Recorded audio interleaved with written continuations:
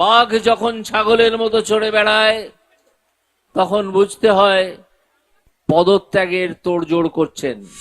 আমার আত্মীয়কে বসিয়ে গেছি, বাকি চুরি চামার এটুকু সে করবে। মমতাকে একটি ভোটও নয়। এই প্রশ্ন তাদেরকে করবেন যে আমাদের বাড়ির ছেলেগুলোর চাকরি কোথায় গেল, আমাদের বাড়িতে যে খাদ্যবস্তু আসার কথা ছিল, চাল, গম, চিনি, আটা, সেগুলো কোথায় গেল, তার উত্তর দাও।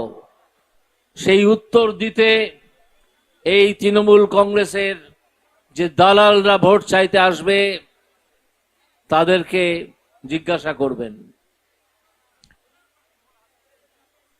এর মধ্যে আমরা বুঝতে পেরেছি যে বিজেপি অন্ততপক্ষে 25টা আসন পশ্চিমবঙ্গে, এই 42টা আসনের মধ্যে 25টা আসন পেতে চলেছে। এবং এ খবর শুধু আমরা নয়, রাজ্যের গোয়েন্দা দপ্তর নিঃসন্দেহে এবং নিশ্চয়ই সে খবর মমতা বন্দ্যোপাধ্যায়কে পৌঁছে দিয়েছেন। এবং আমি আবার বলছি, আমাদের কাছে যতটুকু খবর এসে পৌঁছেছে সেটা হচ্ছে এই মমতা বন্দ্যোপাধ্যায় পদত্যাগের তোড়জোড় করছেন। কারণ আর সম্ভব নয় এই রাজ্য চালানো, তাকে এখন মুখ্যমন্ত্রী বদল করতেই হবে।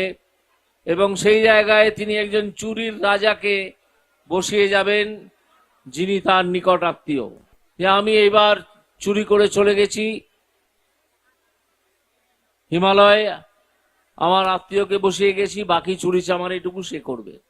যে এই যে সন্দেশখালীর মুকুটহীন সম্রাট শাহজাহান, যাকে তাদের নেতারা আখ্যা দিয়েছিলেন সন্দেশখালীর বাঘ, সে আজ কেন জেলখানায় ছাগলের মতো চড়ে বেড়াচ্ছে। বাঘ যখন ছাগলের মতো চড়ে বেড়ায় তখন বুঝতে হয় যে একটা গন্ডগোল কিছু আছে, না হলে বাঘ ছাগলে পরিবর্তন হয় না। বাঘ ছাগলে এই যে পরিণত হয়েছে, এনফোর্সমেন্ট ডিরেক্টরের হাতে চলে যাওয়ার পরে রাজ্যের পুলিশ তাকে আড়াল করে 58 দিনের বেশি রেখে দিয়েছিল, কিন্তু শেষকালে হাইকোর্টের চাপে তার পারেনি, তাকে গ্রেপ্তার করতেই হয়েছিল। তারপর সে ইডির জিম্মায় চলে যায়। এখন সে রোজ হাহুতাশ এবং কান্নাকাটি করে, তার পাশে তার নেতৃত্ব আর নেই। এই দুর্বৃত্তদের আপনারা পাহারা দেবেন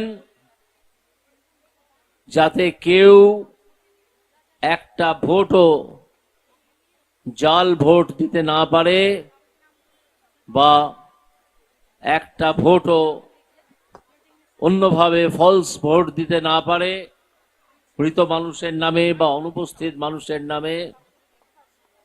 এবং প্রচার করবেন যে এই মমতাকে একটি ভোটও নয়,